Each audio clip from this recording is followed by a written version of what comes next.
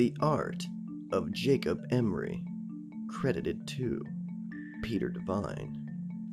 Ghost stories? Nah, we don't have anything like that around here. We do have the story of Jacob, but that's about as close as you'll get. You really want to know? Well, I'm not supposed to tell you, but alright. Just no interrupting. I don't have the patience for it. How to describe Jacob Emory? Well, I guess you could say he was the kind of guy you could never take notice of. This isn't to say he was a bad kid. In any sense, many people in this town thought he was the most reliable person for an odd job in this state. But he never really excelled in anything. He was the living proof behind the statement, "Jack of all trades, ace of none." Most of this was due to his own lack of will. He dabbled in damn near everything this town could offer him. Automobiles, radio operation, store management, what have you. But he never stuck with anything. His friends and workers went after him about it a number of times, but everybody got the same unsatisfying response. It just wasn't enough. Needless to say, any friends he kept were either very patient or never spoke of the matter altogether. It was probably inevitable, then, that Jacob would leave to go abroad. I don't remember where he went, but I think Gertrude down the street knew before she passed on. You'll have to scout someone else if you ever get curious. In any case, no one even tried to stop him. Everybody thought that a little travel would stamp the ambition out of him, or else feed it until it was no longer an issue. Hell, we even gave him a sending off party, which I thought was pretty nice of everybody. So anyway, he was gone for 6, 7 years? Can't remember. You'll have to check with someone else about that too. Anyways, he came back, eventually. And he had changed. Obviously enough. He was amiable, energetic, all smiles all the time. And we quickly learned why. He showed us a souvenir he brought back. A solid black stick. The length of a pencil, but the texture of chalk. We all wondered why on earth such a simple thing would prompt such a spring in his step, until he gave his demonstration. He took a piece of paper, and with this stick, God, there's gotta be a better word for it.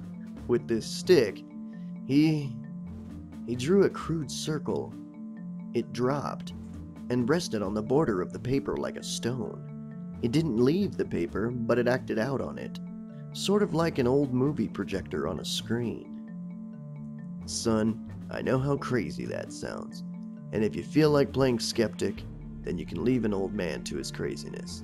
But I know what I saw, even if everyone's been hushing it up. And that stone he drew dropped. Jake even passed around the paper. And as it was being passed, it rolled around as the paper got tilted. None of us had any words for it. Hell, what was there to say? But he continued drawing, demonstration after demonstration for us. Stick figures in various pageants and plays, doing everything from fighting each other to making perfect human pyramids. And we all thought it was incredible. That was all the go-ahead he needed. He announced that he planned to put on shows to pay for rent and food, where he would draw anything the crowd members wanted. That we talked to some length about, and he eventually convinced us that it would be safe, his drawings ethical, the practice lucrative and unique. And the attention would not go anywhere outside of the town's borders. Poor Jacob. If I'd not been so swept up in the moment, I might have read the signs right then and there, and saved the sorry son of a bitch by snapping the terrible thing in half. But I was younger, we all were, and we saw no problem with encouraging him with what we all saw as an incredible experience to be shared with everyone else. Now, he didn't have any big radio or television connections, mind you, and the internet wouldn't come around for another decade.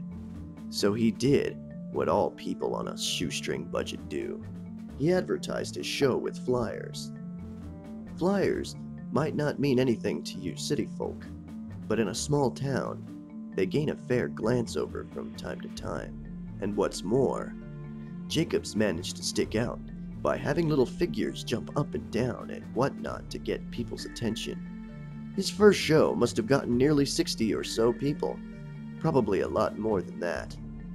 And his shows were fantastic. Someone would shout out a scene from a play or a comedy sketch, and Jake's hand would fly over a white wall like a bird. He'd been holding back when he made that stone, that's for damn sure. His illustrations were all spot on, and he could make an incredible human figure in minutes. Come to think of it, I don't remember any of his scenes lasting more than 10 minutes to make. They were all really well done scenes too. Not only could you see a knight charge a castle, Jake would draw the castle's interior as well, like a wedding cake split down the middle, so you could see the knight scale the walls, fight his way through the levels of a dungeon, fight back out with the princess, and make the leaping jump off the castle parapets onto his getaway horse, all in complete silence. Not realistic, no, but that was part of the appeal. None of us went in there expecting something real. When a scene or a sketch was finished, either the characters would leave off the wall, or he'd cover the wall with white paint.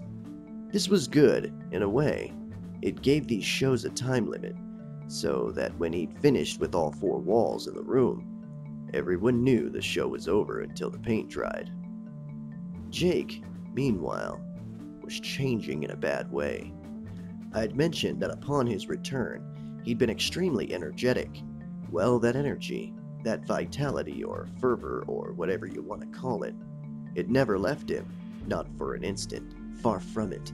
It seemed to grow in him, and he enjoyed it all too much. His eyes grew wider, he slept gradually less over time, his statements and opinions more radical and frenzied, and though he was never a pushover, he was starting to make people nervous in his company. A month or 2 passed, and Jake's audience grew like a wildfire. Nearly everyone in town paid to see Jake's art in action, and he had to rent out larger and larger places for them to sit. He now didn't stop after one scene was done. He moved directly on to the next, put on the next blank space on the wall, sometimes to the intriguing effect of causing scenes to mingle, which the crowd loved. The subject matter got more wild and immoral. The monsters got more bizarre and creative. The fighters using more impossible weaponry, all for the sake of the crowd's interest. Jake steadily got more indulgent, which we figured was from the money, and he became a drinker and a womanizer, neither of which got rid of that vitality, by the way. Some of those women claimed that they'd woken up in the middle of the night to see him scribbling with that stick on a drawing pad, a gigantic grin on his face. And while most of them said that they'd assumed he was drawing them in the nude, there's rumors that 1 or 2 of them got glances at that notepad. Those anonymous few supposedly said that those drawings absolutely weren't nude pictures, but neither of them, whoever they are, will say what he was drawing. Don't bother looking for the notepads or flyers, though. They're all gone now. I'm getting off track. Point is, he was hitting the bottle, and that's important, because it was that drinking that would eventually ruin everything. On the night of one of his performances, as he walked in front of his cheering crowd, it was immediately apparent to everyone that he was completely drunk. I was in the front row, and I could smell the bourbon on him from 10 feet away. The show started. He went through a bunch of sketches and scenarios the crowd recommended. When at the end, someone asked that he draw himself, everyone cheered the idea. I guess they'd been wondering what his creations thought of him, and he eventually obliged. No sooner had Jake finished connecting the final 2 lines on his coat than every single character across the vast expansive wall all stopped and looked directly at that illustration. Lovers stopped kissing, clowns stopped laughing, robots stopped fighting pirates. Everything stopped and looked at the Jacob illustration. The crowd died almost instantly. I remember Jake's face at that moment, pale, white, full of terrible comprehension at his mistake, and looking desperately for the cans of white paint he'd forgotten to put out before the show. Everyone else, they were looking at the fake Jacob. That Jacob reached into his jacket pocket, pulled out a black stick of his own, and as we all watched, he drew a door. He pushed on his side, and the door swung open, allowing him to walk through onto the floor of the auditorium. The rest was an absolute hellish pandemonium. People screamed and ran for the exits as Jacob's characters, both those currently on the wall and those which had previously left before being covered up, ran out of their own exit, throwing pies, shooting lasers, blowing fire and poison and the impossible. I was near enough to the exit to escape, and gave only one backwards glance. The scene will haunt me forever. Jacob Emory was being dragged by his creations, kicking and screaming through the door his copy had made.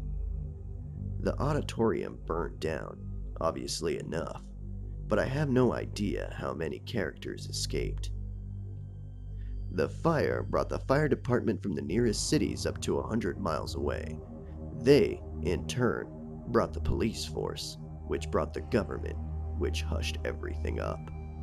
They took the flyers and any art Jake had made, and swore everyone to secrecy, or else life detainment.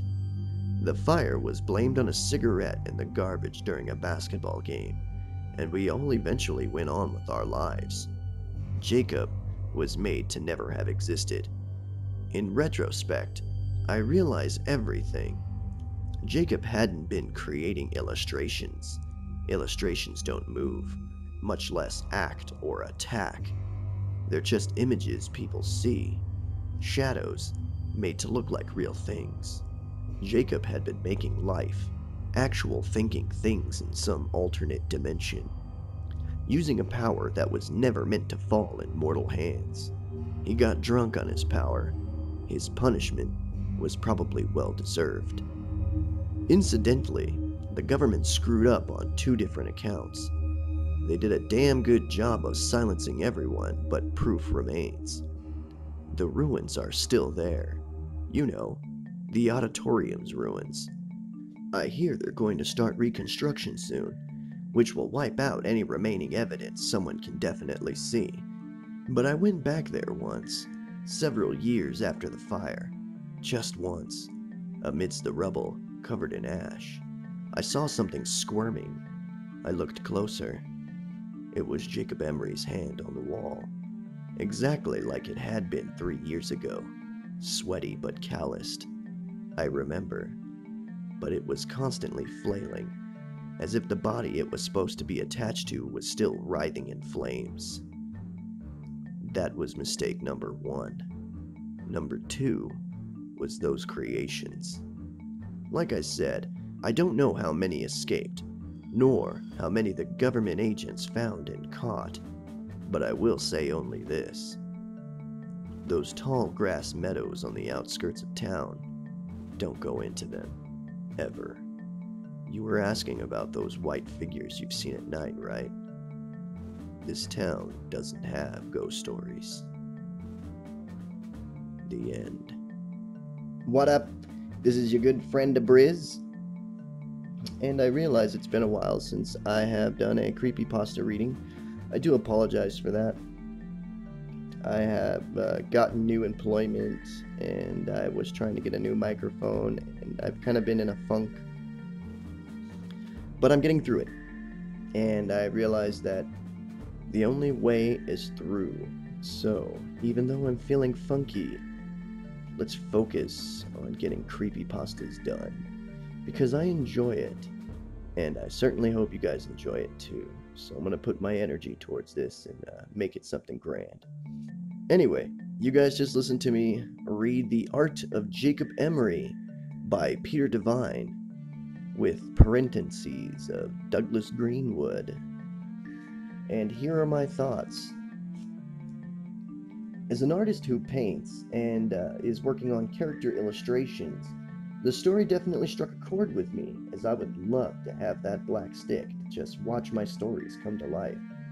I felt that overall, it was a bit lacking in direction. I thought the story was going to take the sketchpad monsters in a different direction, like maybe some of those women could have went missing or something like that. So I felt like it was a missed opportunity. We are also left with some questions, which may have been the intent, so I won't complain about that too much, seeing as how the whole government conspiracy thing was brought into the story. I thought the ending was although the part of him seeing the wriggling hand was pretty cool, and I also felt like the whole tall grass bit was a bit out of left field, and it came off as a last second idea, or maybe the writer didn't want to end on what he had given. Don't get me wrong, I still enjoyed the story for what it was. I just felt it was a cool idea, just not executed to its full potential. But that's my opinion. So, Peter Devine or Douglas Greenwood, clicked fingers or clapped hands, whichever you prefer. Great story, thank you for releasing it. I enjoyed reading it. Thank you guys once again for listening to me read. This is your good friend Abryz. Leave a comment down below as to what you yourself may do with the little black stick that you would find, or how you felt about the story. Maybe you liked the way it went, or what direction would you like to see it go. I would also love you long time if you would subscribe, hit that like button, and share the living shit out of this video. There's definitely more to come, and I'll see you guys next time. Take care.